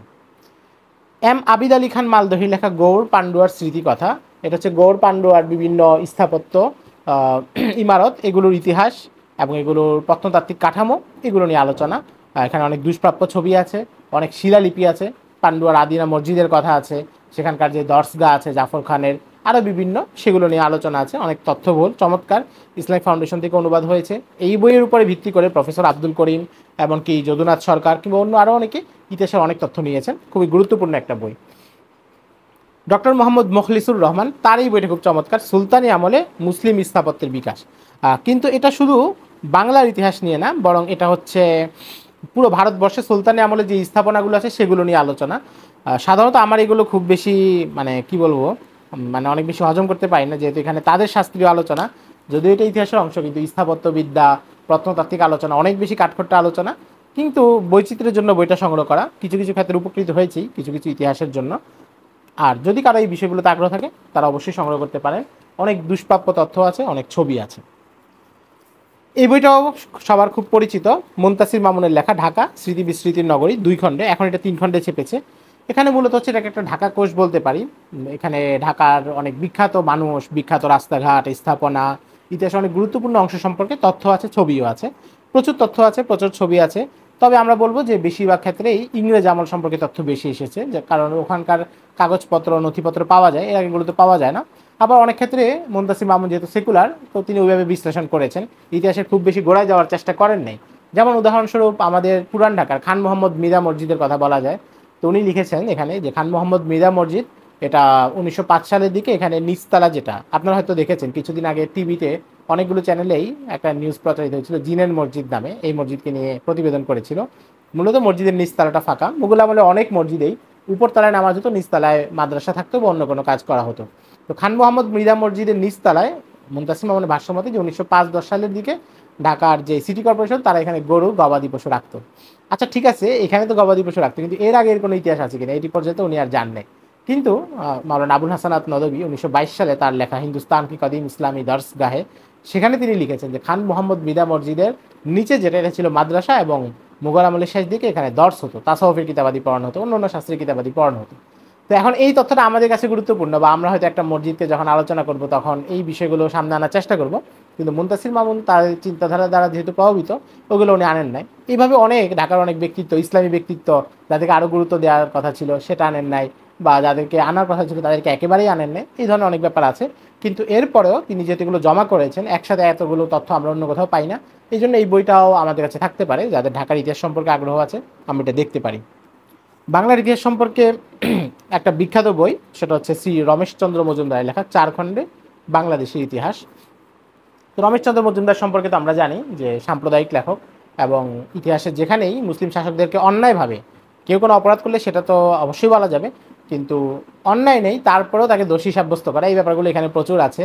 এবং হিন্দু শাসনকে অনেক বেশি গৌরবান্বিত করে দেখা, রাজা গণেশকে মধ্যযুগের একজন ত্রাতা হিসেবে দেখানো, বা একজন মহান শাসক হিসেবে দেখানো, যেটা আমরা সুখময় বন্দ্যোপাধ্যায়ের লেখাতেও পাই। তো এই ব্যাপারগুলো এখানে আছে। সাম্প্রদায়িক ইতিহাস লেখক অবশ্যই ছিলেন, এবং কিন্তু তারপর তার বইটা রাখতে হয় কেন? কারণ হচ্ছে বিপক্ষ শত্রুপক্ষ কি বলছে, মানে শত্রুপক্ষ বলতে এমন লোক যে হচ্ছে আপনার উপর অপবাদ দিচ্ছে, আপনার পিতৃপুরুষের সাথে আপনার যে সম্পর্ক সেটাকে ছিন্ন করার চেষ্টা চালাচ্ছে, আপনার যে আত্মপরিচয় সেটাকে মুছে দেওয়ার চেষ্টা করছে। যেমনটা এখন আমাদের পাঠ্যপুস্তকে হচ্ছে, আমাদের পাঠ্যপুস্তকে এখন হঠাৎ করেই মানে প্রাচীন হিন্দু আমল, সেখান থেকে হঠাৎ করেই আপনি দ্রুত ল্যান্ড করতেছেন ইংরেজ আমলে, মাঝখানে সুলতানি আমল, মুঘল আমল, বিশাল কর্মযজ্ঞ, বিশাল অবদান, সেটা পুরো আলাদা করে দেওয়া হচ্ছে। তো এই প্রকল্পগুলো যারা করতেছে সেটা বঙ্কিমের আমল থেকে শুরু হয়েছে, সেটা রমেশচন্দ্র মজুমদার করেছে, যদুনাথ সরকারের লেখায় সীমিত কিন্তু কিছু পরিমাণে অবশ্যই পাওয়া যায়, সুকুমার মুখোপাধ্যায়ের লেখায় পাওয়া যায়, রাখাল দাস বন্দ্যোপাধ্যায়ের লেখায় সেই উপাদানগুলোই আছে। বিপরীতে যারা কাজ করেছেন doctor Abdul Karim, doctor M A রহিম কিংবা মোহর আলী, তাদের যে বয়ানগুলো, যে বইগুলো, সেগুলো আমাদের অবশ্যই পড়া উচিত। তো সেই কাজগুলো আমাদের করা উচিত, কিন্তু পাশাপাশি তাদের এই লেখাগুলো দেখা উচিত যে কোনটার জবাব দেয়া দরকার এবং কোনটা এখন আগামী দিনে একটা বড় প্রশ্ন হিসেবে আসতে যাচ্ছে। সর্দার আব্দুর রহমানের বই সম্পর্কে আগেও বলেছি, তো এটা হচ্ছে ওনার একটা বই, ইখতিয়ার উদ্দিন মোহাম্মদ বখতিয়ার খিলজির জীবনী নিয়ে, অনেক মোটা বই। তো মোটা বই দেখেই বুঝতে পারছেন যে এখানে আসলে অনেক বেশি তথ্য থাকার কথা না, কারণ ইখতিয়ার উদ্দিন মোহাম্মদ বখতিয়ার খিলজি সম্পর্কে অনেক বেশি তথ্য জানা যায় না। তবাকাতে নাসরিতে কিছু তথ্য পাওয়া যায়, আরও পরের দিকে কিছু সোর্সে তথ্য পাওয়া যায়। তো উনি যেটা করেছেন, আরও প্রাসঙ্গিক নানা ধরনের কথাবার্তা জমিয়ে বইটা লিখেছেন। একদিক থেকে ভালো যে একটা জীবনী গ্রন্থ, একটা একটা মানে কাঠামোতে দাঁড়িয়েছে, এবং গবেষণা করেছেন, অনেক কাজ করেছেন। কিন্তু ওনার লেখায় পড়তে গেলে প্রায় সময় মানে যেই জায়গাটা আমার দ্বিধা হয়, এটা আমি আগেও মনে হয় বলেছি, সেটা হচ্ছে যে বিভিন্ন ওয়েবসাইটের লিঙ্ক দেন এবং মানে যে কারো লেখাকেই তথ্যসূত্র হিসেবে ব্যবহার করে ফেলেন, কোনো একটা পত্রিকার নিউজ লিঙ্ক। এবং দেখা গেছে এমন পত্রিকাওয়ালারা তো যেটা করে সাধারণত, আপনারা যদি কোনো একটা বিষয়ে পত্রিকায় সার্চ দেন তাহলে দেখবেন এক পত্রিকার একটা নিউজই 10 পত্রিকায় কপি করতেছে। উনি এমন যেতে কপি করলেন যেটা আসলে তার লেখা না, অন্য কারো লেখা। আবার হচ্ছে এমন একটা ওয়েবসাইট, কোনো একটা ব্লগ সাইট, সেই ব্লগ সাইট হয়তো ব্লক হয়ে গেল, বন্ধ হয়ে গেল, অথচ অনেক গুরুত্বপূর্ণ একটা তথ্য ওই লেখা থেকে নিয়েছেন। তো এইগুলো আসলে অনিরাপদ। সবচেয়ে নিরাপদ হচ্ছে যেটা প্রকাশিত হয়েছে, বই আকারে এসেছে, সেখান থেকে তথ্য দেয়া। আমি এর আগে তুরস্কের ইতিহাস সম্পর্কিত একটা বই পড়লাম, তো সেখানে দেখলাম 30-40টা ফেসবুক পেজের রেফারেন্স দেওয়া, এই ফেসবুক পেজে এটা আছে। তো আমি গিয়ে দেখলাম অনেকগুলো ফেসবুক পেজ এখন আর নাই। তো তাহলে তো মুশকিল। তো সর্দার আব্দুর রহমানের লেখা এই অস্বস্তিটা খুব বেশি হয়, এবং তথ্যের ক্ষেত্রে আমার মনে হয় যে তিনি আরেকটু গভীরে যেতে পারলে ভালো হতো। এটা একটা মজার বই, অমলেন্দুদের লেখা, সিরাজের পুত্র বংশধরদের সন্ধানে। সিরাজউদ্দৌলার বংশধররা কারা কোথায় ছড়িয়েছে এগুলো নিয়ে আলোচনা আছে, ময়মনসিংহ, সিলেট, বিভিন্ন অঞ্চলে যারা ছড়িয়েছে তিনি কিছু আলোচনা করেছেন, এবং কেউ কেউ হিন্দু হয়ে গিয়েছে এমন কিছু তথ্য এখানে পাওয়া যায়। এটা ইতিহাসের বই না, একটা আত্মজীবনী, কিন্তু আত্মজীবনী ইতিহাসের একটা গুরুত্বপূর্ণ উপাদান, কারণ একজন মানুষের জীবন তিনি একটা সময়কে ধারণ করেন, এবং তিনি যখন আত্মজীবনী লেখেন তখন তিনি সেই সময়টাকেই চিত্রায়িত করেন। হচ্ছে তপন রায়চৌধুরী, যিনি একজন বিখ্যাত ইতিহাস গবেষক ছিলেন, অক্সফোর্ডে পড়েছেন, শিক্ষকতা করেছেন দীর্ঘ সময়, তার লেখা আত্মজীবনী, এবং তিনি বেশ লম্বা জীবন পেয়েছেন, দীর্ঘ জীবন পেয়েছেন। তার লেখা খুবই সুখপাঠ্য, আত্মজীবনীটা পড়তে খুবই ভালো লাগে, 1-2 দিনে পড়ে ফেলা যায়।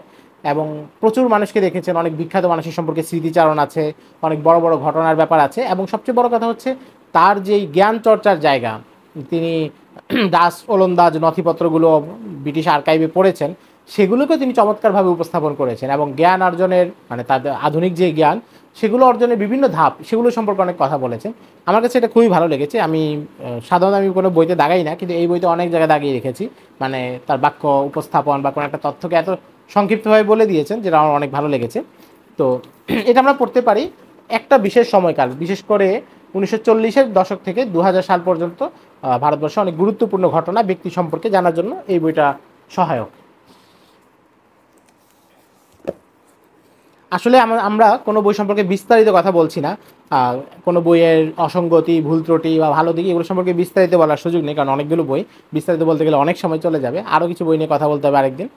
তো এই জন্য খুব সংক্ষেপে বলছি, এটা হচ্ছে রিচার্ড অ্যামিটনের বই, যেটা খুব বিখ্যাত, আপনারা জানেন যে ইসলামের অভ্যুদয় এবং বাংলাদেশ, অর্থাৎ 1800 সালের পরে বাংলা অঞ্চলে যে জরিপ হয় সেখানে দেখা যায় যে মুসলমানদের সংখ্যা অনেক বেশি।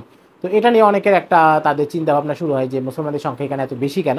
সেটা নিয়ে অনেকে অনেক থিওরি দিয়েছেন, কেউ বলেছেন যে এখানে জঙ্গল কেটে আবাদ করা হয়েছে, আশরাফ আতরাফের থিওরি এসেছে, আরও অনেক তথ্য এসেছে, এখনও নতুন করে আসছে। এটা নিয়ে অনেক লম্বা লম্বা আলোচনা, কিন্তু আমার মনে হয় যে মানে এটা অনেক বেশি মানে অনেক বেশি প্রাধান্য দেওয়ার মতো কোনো ইস্যু না, কারণ মুসলমানরা যেখানে গিয়েছে তারা তো সেখানে দাওয়াত প্রচার করেছে, সেখানে মুসলমান সংখ্যাগরিষ্ঠ হয়ে গেছে, এটাই স্বাভাবিক। অস্বাভাবিক হলো যে যেখানে মুসলমান দীর্ঘ সময় শাসন করেছে, দাওয়াতি কাজ করেছে, মাদ্রাসা প্রতিষ্ঠা করেছে, খানকা প্রতিষ্ঠা করেছে, এরপরেও ব্যাপকভাবে মানুষ ইসলাম গ্রহণ করে নাই, সেটা বরং গবেষণার বিষয় হতে পারে। যেমন ভারতবর্ষ, ভারতে যেটা হয়েছে যে বিপুল পরিমাণ মানে মুসলমান হওয়ার কথা ছিল ওই হিসেবে সংখ্যাটা কম, অথচ স্পেনে যখন মুসলমানরা গিয়েছে সবাই মুসলমান হয়ে গিয়েছে। উত্তর আফ্রিকায় যখন গিয়েছে সবাই মুসলমান হয়ে গেছে। মুসলমানদের তো রীতি এটা। পারস্য যখন মুসলমানদের অধীনে এসেছে, সিরিয়া যখন এসেছে, মধ্য এশিয়া যখন এসেছে, কাশগড় পর্যন্ত মুসলমানরা যখন গিয়েছে, সেগুলো মুসলমানদের ভূমি হয়ে গিয়েছে না। সংখ্যাগরিষ্ঠ মানুষ ইসলাম গ্রহণ করেছে মুসলমানদের আখলাক দেখে, তাহজিব তামাদ্দুন দেখে, ইসলামের শাশ্বত মর্মবাণী শুনে। তো বাংলায়ও এটা হতে পারে, এটা স্বাভাবিক, মুসলমানদের দাওয়াতের তো মেজাজই এটা। দ্বিতীয় বিষয় হচ্ছে যে তারা যেটা ধরে নেয় যে এই পরিবর্তনটা হয়েছে মুঘল আমলের শেষ দিকে, কারণ জরিপটা হয়েছে 1850-এর পরে। তো কথা হলো যে এটা আসলে কখন হয়েছে এটা নিশ্চিতভাবে বোঝার প্রমাণ কি? এই জরিপটা যদি আরও 300 বছর আগে হতো, ফলাফল তো একই আসতে পারতো। কেন তারা ধরে নিচ্ছে যে এটা হঠাৎ করে হয়েছে, যেটা এটা বাংলায় সবসময় হয় নাই? তো এই ধরনের আরও বেশ কিছু ব্যাপার আছে। আমার কাছে এই জন্য মনে হয় যে এটা অনেক বেশি জরুরি বা মাথা ঘামানোর মতো কিছু না, বরং ওইটা নিয়ে চিন্তা করা যেতে পারে যে যেখানে মুসলমান কম হয়েছে সেখানে আমাদের দাওয়াতি ব্যর্থতা কী ছিল, এবং সেই দাওয়াতি ব্যর্থতাগুলো আমরা এখনও আমাদের বর্তমান সমাজে আধুনিক বাংলাদেশেও আমরা সেই ভুলগুলো করতেছি কিনা। আমাদের যেভাবে দাওয়াত দেওয়ার কথা ছিল, যেভাবে অমুসলিমদের কাছে, প্রান্তিক জনগোষ্ঠীর মানুষের কাছে, উপজাতিদের কাছে, তাদের কাছে যেভাবে দাওয়াত পৌঁছানোর কথা ছিল, সেখানে আমরা ভুল করছি কিনা। মিশনারিরা তো তাদের দাওয়াত বহু আগেই পৌঁছে দিয়েছে। নেত্রকোনায় আমি গত সপ্তাহে নেত্রকোনা গিয়েছিলাম, তো এর আগেও গিয়েছি 2014 সালে প্রথম যখন নেত্রকোনায় যাই, তো তখন সীমান্তের কাছে যেই বিজয়পুর সীমান্ত, দুর্গাপুর থেকে বিজয়পুর সীমান্ত, পুরো রাস্তা মাটির রাস্তা এবং খুব চিকন একটা রাস্তা ছিল, শুধু 1-2টা বাইক যেতে পারে, এত খারাপ রাস্তা। 2014 সালে গেলাম, তো তখন আমি ওখানে গিয়ে যখন দেখলাম যে রানীখং গির্জা আছে, এবং সেই রানীখং গির্জার প্রতিষ্ঠাকাল হচ্ছে 1908 সালে। 2014 সালে সেখানে যেতে আমার কষ্ট হচ্ছে, সেখানে তখনও বিদ্যুৎ আসে নাই, এত কষ্ট হচ্ছে। সেখানে 1908 সালে মিশনারি এসে কাজ করেছে। আমাদের পার্বত্য অঞ্চলে মিশনারিরা কত আগে থেকে এসে কাজ করে ফেলেছে, 100, 150, 200 বছর আগে, সেই খাগড়াছড়িতে, বান্দরবানে, রাঙ্গামাটিতে, একেবারে পার্বত্য অঞ্চলের ভিতরে, ভারতে যেখানে 7 সিস্টার্স আছে, সেখানে এগুলোর ভিতরে গিয়ে মিশনারিরা কাজ করেছে। কিন্তু আমাদের এই জায়গাগুলোতে ব্যর্থতা। তা আমার মনে হয় যে ওই জায়গাটারই বেশি কাজ করা উচিত, যে দাওয়াতি কাজে ব্যর্থতার ফলাফল কি হয়, যেটা খাওয়ারজম সাম্রাজ্য হয়েছে। সৈয়দ আবুল হাসান আলী নদভী রাহিমাহুল্লাহ তারিখে দাওয়াত আজিমতের এক জায়গায় বলেছেন যে খাওয়ারজম সালতানাতের মূল ভুল ছিল কি, যে তাদের পাশে যেই তাতারদের সীমান্ত ছিল, যেখানে এক বিশাল জনগোষ্ঠী, এই মানুষগুলোকে তারা কখনো দিন আর দাওয়াত দেয় নাই। অথচ দিনই দৃষ্টিকোণ থেকে বাদ দিয়ে হলেও যদি রাজনৈতিক দৃষ্টিকোণ থেকেও তারা সেখানে দাওয়াত দিত, তাহলে তো তাদের এই ফায়দা হইতো যে এই মানুষগুলো তাদের রাজনৈতিক মিত্র হয়ে যেত। 50-100 বছর পরে যে তাতাররা সেখানে হামলা করেছে, ওই হামলাটা হয়তো হতো না, এত নৃশংসভাবে হতো না। মুসলিম শাসকরাও একে অপরকে হামলা করেছে, কিন্তু সেখানে সব জনগণকে মেরে ফেলা হয়নি। শাসককে হত্যা করে তার ক্ষমতা কেড়ে নিয়ে জনগণকে রেখে দেওয়া হয়েছে, কারণ মানুষ তো রাজ্য শাসন করার জন্য রাজ্য দখল করে। জনগণকে যদি মেরে ফেলা হয় তাহলে শাসন করবে কার উপরে? তো খাওয়ারজমটা যদি তাদের আশপাশের যেই তাতাররা ছিল তাদেরকে ইসলামের দাওয়াত দিত, তাহলে তাদের এই পরিণতি হতো না। কিন্তু সেই দাওয়াতি কাজে তারা গাফলতি করার কারণে এত বড় নির্মম পরিণতি হয়েছে, পুরো মুসলিম বিশ্বকে ভুগতে হয়েছে। তো ওই জায়গাগুলো থেকে আমাদের দাওয়াতি ইতিহাস পাঠ করে আমাদের এখনকার যে ভুল, এখনকার আমাদের দাওয়াতি কাজে যে কমতি এবং অসঙ্গতি, সেটা চিহ্নিত করা, এটাই আমার মনে হয় ইতিহাসে এই জায়গাগুলো থেকে মূল শিক্ষা হতে পারে আমাদের জন্য।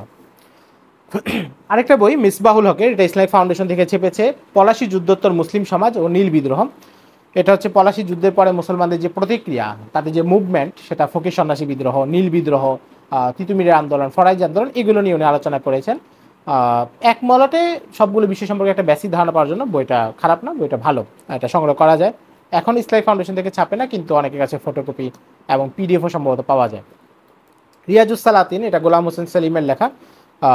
ইংরেজ আমলে এই বইটা লেখা হয়েছে ফার্সিতে, এবং এখানে হচ্ছে সুলতানি আমল, নবাবী আমল পর্যন্ত ইতিহাসটা সংক্ষেপে লেখা হয়েছে। উনি কোন বইগুলোর উপর নির্ভর করে ইতিহাসটা লিখেছেন সেটা জানা যায় না, কিন্তু সেই বইগুলো আমাদের সামনে নাই। এখন বাংলার ইতিহাস সম্পর্কে যে আকর গ্রন্থগুলো আমরা বিবেচনা করি, সেটা হচ্ছে এমন একটা আকর গ্রন্থ, কিন্তু দুর্ভাগ্যজনক হলে সত্য যে এটা সুলতানি আমল কিংবা মুঘল আমলেও লেখা হয়নি, ইংরেজ আমল মানে বহু পরে লেখা হয়েছে। ফলে এখানে বহু ধরনের অসঙ্গতি আছে, তারিখ নিয়ে, সাল নিয়ে, ইতিহাসে। কিন্তু তাও ইতিহাসে অনেকগুলো তথ্য এখানে পাওয়া যায়, এবং অনেক তথ্য যেগুলো হচ্ছে দিল্লির ঐতিহাসিকদের লেখা যে বইগুলো আছে, তারিখে ফিরোজ শাহী তবাকাতে নাসিরি কিংবা আবুল কাসেম ফিরিস্তার লেখা যে বই, সেগুলো দ্বারা এটা সত্যায়ন হয়। ফলে এই বই একেবারেই বাদ দেওয়ার মতো না, কিন্তু অনেক ধরনের তথ্যগত অসঙ্গতি আছে। এটা একটা ইন্টারেস্টিং বই, আব্দুল মওদুদের লেখা ওহাবি আন্দোলন। আব্দুল মওদুদ একজন অবসরপ্রাপ্ত বিচারপতি ছিলেন, তিনি বেশ কিছু বই লিখেছেন। হান্টারের যে বিখ্যাত বই, সেটাও তিনি অনুবাদ করেছেন। তো মূলত হচ্ছে 1870 সালে 3-4টা প্রবন্ধ প্রকাশিত হয় ওহাবি আন্দোলন, অর্থাৎ সৈয়দ আহমদ শহীদের যে আন্দোলন, যেটাকে তেহরিকে সৈয়দ আহমদ শহীদ বা জামাতুল তেহরিকে মুজাহিদিন এগুলো বলা হয়, আবার ওহাবি আন্দোলন বলে। এখন ওহাবি বলা উচিত কি অনুচিত সেগুলো নিয়ে তো নানা তর্ক আছে, এবং আব্দুল মওদুদেরও এটা মানে আমি তার লেখা থেকে যেটা বোঝা যায় যে তিনিও ওয়াহাবি বলার পক্ষে না, কিন্তু যেহেতু এটা ব্যাপকভাবে পরিচিত হয়ে গেছে তাই ওয়াহাবি আন্দোলন নামে তিনি লিখেছেন, বা আরও অনেকেই করেছেন। ডক্টর কিয়ামউদ্দিন আহমদের যে পিএইচডি থিসিস, সেখানেও তিনিও ওয়াহাবি আন্দোলনটাকে বলার পক্ষে না, কিন্তু থিসিসের নাম তিনি দিয়েছেন ওয়াহাবি মুভমেন্ট ইন ইন্ডিয়া। তো সেখানেও এটা আছে। তো ওই শাব্দিক এগুলোর পিছনে আমার আসলে ব্যক্তিগতভাবে আগ্রহ কম, যে এগুলো নিয়ে অনেক বেশি মানে আলোচনা করা। তো যাই হোক, তিনটা প্রবন্ধ হচ্ছে একজন ইংরেজ লিখে, যে হচ্ছে মুজাহিদিনদের বিভিন্ন বিষয়কে নেতিবাচক করার চেষ্টা চালায়, পাশাপাশি অনেক তথ্য আনে। তো আব্দুল মওদুদ প্রথমে ওই তিনটা প্রবন্ধকে অনুবাদ করে দিয়েছেন। এই বইটা 60-এর দশকে প্রকাশিত হয় পাকিস্তান আমলে। এরপরে তিনি হচ্ছে সাইয়্যেদ আহমদ শহীদের আন্দোলনের পুরো আন্দোলন একটা খোলাসা দিয়েছেন কয়েকটা প্রবন্ধে। এবং লখনৌর যে বিখ্যাত জিহাদি নেতা মাওলানা আহমদুল্লাহ শাহ, যিনি 1857 সালের স্বাধীনতা সংগ্রামের মূল রূপকার। আমাদের এখানে সমস্যা হচ্ছে আমরা প্রত্যেকে মাসলাকের কারণে, মাসলাকের দৃষ্টিতে ইতিহাসটাকে নির্মাণ করতে গিয়ে বহু মানুষকে গায়েব করে দেই। বহু মানুষকে, যার অবদান ছোট একটা অঞ্চলে, তাকে জাতীয় পর্যায়ে নিয়ে আসি। বহু জাতীয় পর্যায়ের মানুষকে গায়েব করে দিই, কারণ তিনি হয়তো আমার মাসলাকের না, আমি যে মাক্তাবায়ে ফিকরের সাথে সম্পর্ক রাখি সেটা না। কিন্তু এটা তো হওয়া উচিত না। কারোর সাথে কোনো এলমি ইখতিলাফ থাকলে ইখতিলাফ আপন জায়গায়, কিন্তু তাই বলে তার অস্তিত্ব তো অস্বীকার করা যায় না। আপনার ইখতিলাফ তার সাথে আকিদার মাসলায় থাকতে পারে, মিলাদ কিয়ামের মাসলায় থাকতে পারে, যে কোনো মাসলায় থাকতে পারে, কিন্তু আপনি যদি সেই লোকের অস্তিত্ব অস্বীকার করেন, এটা তো সম্পূর্ণ একটা ইলমি অসততা। তো 1857 সালের আন্দোলনের যে ইতিহাস আমরা যদি সেটা দেখি, তাহলে দেখবেন যে যখন দেওবন্দি ঘরানা থেকে আলোচনা হয়, তখন তারা তাদের যারা মুরব্বী তাদের আলোচনা করে। তারা অবশ্যই জিহাদ করেছেন, তাদের অবদান আছে, কিন্তু সেটা সর্বব্যাপী না। তারা থানা ভবন আন্দোলন জিহাদ করেছেন, দেওবন্দের যে এলাকা শামিলি সেই অঞ্চলগুলোতে জিহাদ করেছেন, কিন্তু কিন্তু অন্য অন্য জায়গায় যে আন্দোলন হয়েছে সেগুলোর সাথে তাদের কোনো সম্পৃক্ততা ছিল না, কিংবা তারা এটা নেতৃত্ব স্থানীয় পুরুষও ছিলেন না। এবং এটা আরেকটা মজার ব্যাপার হচ্ছে, আমরা যখন তাদের কথা আলোচনা করি তখন তো আমাদের মাথায় থাকে যে এই মানুষটা পরে যেমন বিখ্যাত হয়েছেন, পরে যেমন অনেক বরেণ্য হয়েছেন, তখনও তিনি এমন ছিলেন। আসলে ব্যাপারটা এমন না। বরং 1857 সালে দেওবন্দের প্রতিষ্ঠাতা পুরুষদের অনেকে তো তাদের বয়সও খুব কম ছিল, এবং তারা সমাজে ব্যাপকভাবে প্রভাবশালী ছিলেন না, যেটা তারা দেওবন্দ প্রতিষ্ঠার পরে আরও 20-25 বছর পরে হয়েছেন। এখন 25 বছর পরে একজন মানুষের যেই ব্যক্তিত্ব হয়েছে, সেটা নিয়ে যদি আপনি 25 বছর আগের কোনো কাজকে মূল্যায়ন করতে চান, তাহলে সেটা একটু সমস্যাযুক্ত। তো এমনিভাবে বললাম যে বেরেলভি মাসলাকের বইপত্র পড়লে দেখা যাবে যে এই আন্দোলন তাদের লোকেরাই করেছে, তাদের নির্দিষ্ট যারা আছে অবদান অবশ্যই আছে, কিন্তু ব্যাপকভাবে এটাকে সর্বজন স্বীকৃত বা সামগ্রিক রূপ দেওয়া এটা মুশকিল। আহলে হাদিস ধারার লোকদের বইপত্র পড়লে আপনি দেখবেন যে সেখানে মিয়া নজির হোসেন দেহালি বা অন্যদেরকে উপস্থাপন করা হচ্ছে, কিন্তু মূল নায়ক লখনৌর আহমদুল্লাহ শাহ, যিনি ব্যাপকভাবে এই সংগ্রামের মূল পরিকল্পনাকারী ছিলেন এবং সবার সাথে নেটওয়ার্ক সমন্বয় যোগাযোগ রক্ষা করেছেন। তো যাই হোক, তার সম্পর্কে একটা প্রবন্ধ আছে। আব্দুল মওদুদের এই বইটা আমি বলবো যে আমাদের পড়া থাকা উচিত। কেন পড়া থাকা উচিত? সাইয়্যেদ আহমদ শহীদের জিহাদি আন্দোলন সম্পর্কে যে বইগুলো আমাদের সামনে আছে, বিশেষ করে বাংলায় যেগুলো অনুবাদ হয়েছে, এর মধ্যে একটা বিখ্যাত বই হচ্ছে সৈয়দ আবুল হাসান আলী নদভী রাহিমাহুল্লাহর লেখা। এর মধ্যে একটা হচ্ছে ছোট, যেটা ইমান যখন জাগলো এই নামে, অর্থাৎ এটা উর্দুতে জব ইমান কি বাহারাই, আর আরেকটা হচ্ছে আরবিতে জাহাব্বাত রিহুল ইমান। এটা তো এটা হচ্ছে একটা বক্তৃতা সংকলন, এবং এটা খুব ছোট। বক্তৃতা সংকলন কিনা আমার আসলে পুরো মনে নেই, তবে এটা খুব ছোট, মানে ছোট কলেবরে 1 খণ্ডে, এবং অনেক বেশি গোছানো না। আরেকটা হচ্ছে 2 খণ্ডে সিরাতে সাইয়্যেদ আহমদ শহীদ, এটা বেশ বিস্তৃত। তো এইটাতেও আলোচনা অনেক বেশি বিস্তৃত, এবং অনেকগুলো ব্যাপার মনে হবে যে মিসিং হওয়ার কারণ কি? কারণ সৈয়দ আবুল হাসান আলী নদভী এবং পরবর্তীতে কাছাকাছি সময় আরেকজন যিনি কাজ করেছেন গোলাম রসুল মেহেরও অনেক কাজ করেছেন এই জিহাদি আন্দোলন নিয়ে, ব্যাপক তথ্য সংগ্রহ করেছেন। কিন্তু মোটা দাগে তাদের লেখায় সমস্যা যেটা, যে তারা যে সোর্সের উপর নির্ভর করেছেন, তারা শুধু মুজাহিদিনদের যেই সোর্স ওয়াকায়ে আহমদি বা অন্যান্য সোর্সগুলো, এগুলোর উপর নির্ভর করেছেন। গোলাম রসুল মেহের ইংরেজি সোর্সের উপরও নির্ভর করেছেন। তো এর ফলে অনেকগুলো দিক স্পষ্ট হয়নি। পক্ষান্তরে সীমান্ত এলাকায় সাইয়্যেদ আহমদ শহীদের সাথে যে সর্দারদের দ্বন্দ্ব ছিল, এবং যেই সর্দারদের হাতে পরে সাইয়্যেদ আহমদ শহীদের কাফেলার বিরাট মানুষ শহীদ হলো, বালাকোটের আগেই সাইয়্যেদের কাফেলার অনেক মানুষকে শহীদ করে ফেলা হয়েছে এক রাতের মধ্যে। তো তাদের যে সোর্সগুলো আছে, তাদের বক্তব্যগুলো শোনা রাখা দরকার ছিল এবং মাথায় রাখা দরকার ছিল। ঠিক তেমনিভাবে দিল্লিতে ওই সময় যারা লেখালেখি করছেন, তাদের লেখাগুলো সামগ্রিকভাবে দেখা দরকার ছিল। তো ওই ব্যাপারটা ওখানে একটু মিসিং আছে। এবং 2 নম্বর হচ্ছে বিশ্লেষণের ক্ষেত্রে ওখানে ঘটনার প্রতি বেশি প্রাধান্য দেওয়া হয়েছে, তাদের ভুলটা কোথায় বা সীমাবদ্ধতা কী ছিল, এগুলো নিয়ে খুব বেশি আলোচনা করা হয়নি। তো এই জায়গা থেকে আমি আব্দুল মওদুদের বইটাকে প্রাধান্য দিব, যে বইটাতে কয়েকটা বিষয় খুব চমৎকার। উনি হচ্ছে পুরো ইতিহাসটাকে খুব সংক্ষেপে বলেছেন, এবং তাদের ভুলগুলো কোথায় সেটা সম্পর্কে বলেছেন, পতনের কারণ কি এগুলো বলেছেন। এবং কিছু কিছু জায়গায় তিনি গোলাম রসুল মেহেরের অনেক সিদ্ধান্তেরও বিরোধিতা করেছেন। যেমন গোলাম রসুল মেহেরের একটা সিদ্ধান্ত হচ্ছে যে সৈয়দ আহমদ শহীদের যে জিহাদি কাফেলা, এটা সরাসরি তাদের সীমান্ত এলাকায় তাদের যেখানে আস্তানা ছিল বা ক্যাম্প ছাউনি ছিল সেখান থেকেই পরিচালিত হতো। কিন্তু মূল ব্যাপার কিন্তু এটা না। সাইয়েদ আহমদ শহীদের জিহাদি কাফেলার মূল প্রাণকেন্দ্র ছিল দিল্লিতে শাহ মোহাম্মদ ইসহাকের দরসগাহ, এবং শাহ মোহাম্মদ ইসহাকের দরসগাহ থেকে তাদেরকে সাহায্য পাঠানো হতো, এখান থেকে তাদেরকে মূল পরিকল্পনা এবং সব কিছু দেওয়া হতো। 1828 সালে সাইয়েদ আহমদ শহীদের কাফেলা একটা দ্বন্দ্ব হয়, এবং তখন শাহ মোহাম্মদ ইসহাকের যারা প্রতিনিধি সেখানে ছিলেন তারা সেখান থেকে চলে আসেন, এবং এর ফলে 1832 সাল পর্যন্ত সাইয়েদের কাফেলার সাথে দিল্লির কোনো সম্পর্ক ছিল না। পরবর্তীতে সাইয়েদ আহমদ শহীদের শাহাদাতের পর সাইয়েদ শাহ ইসহাক দেহলভি তিনি সেখানে সৈয়দ নাসির উদ্দিন দেহলভিকে সেখানে পাঠান, তিনি গিয়ে আবার নেতৃত্ব নেন, আবার দিল্লির সাথে সম্পর্কটা হয়। তো এই যে জিনিসটা, অর্থাৎ সাইয়েদের কাফেলার সাথে দিল্লির শাহ ইসহাকের দরসগাহের যে সম্পর্ক, এটা গোলাম রসুল মেহের অস্বীকার করেন। কারণ তার সম্ভবত তিনি এটা মনে করেছেন, মেহেরের লেখা এই ধরনের অনেক পক্ষপাত আছে, সম্ভবত তিনি এটা মনে করেছেন যে শাহ মোহাম্মদ ইসহাকের সাথে সম্পর্ক করলে সাইয়েদ আহমদ শহীদের ক্রেডিটটা হয়তো একটু কমে যাবে। তো যাই হোক, আব্দুল মওদুদ সেটার বিরোধিতা করেছেন, এবং তিনিও বলেছেন যে না, শাহ মোহাম্মদ ইসহাকের দরসগাহ থেকেই এটা পরিচালিত হতো।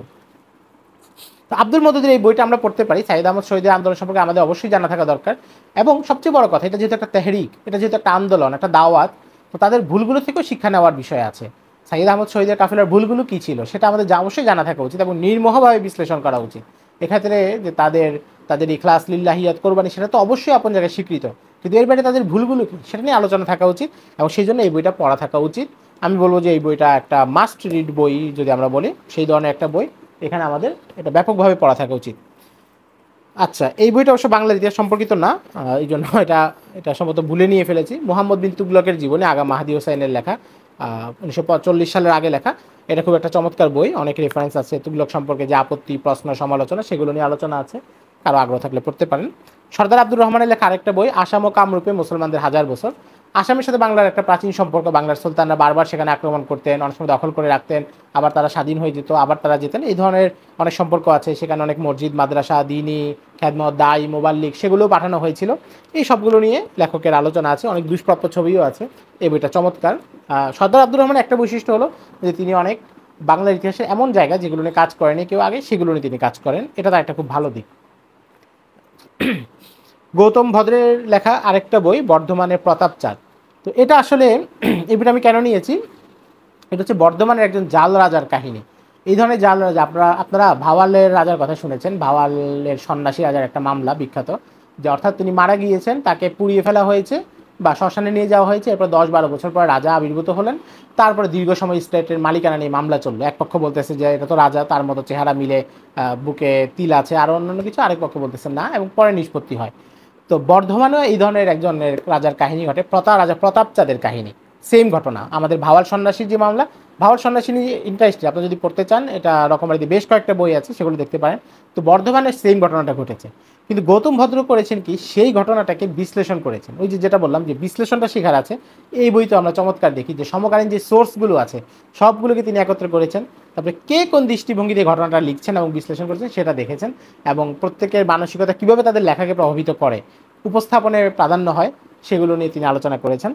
এই বইটা ওই জায়গা থেকে, মানে বর্ধমানের প্রতাপচাঁদের ইতিহাস জানা না জানা আমাদের জন্য খুব বেশি গুরুত্বপূর্ণ না, কিন্তু তাকে বিশ্লেষণ করার তরিকা জানা এটা আমাদের জন্য গুরুত্বপূর্ণ। সেই জায়গা থেকে আমার কাছে মনে হয় এই বইটা আমরা পড়তে পারি।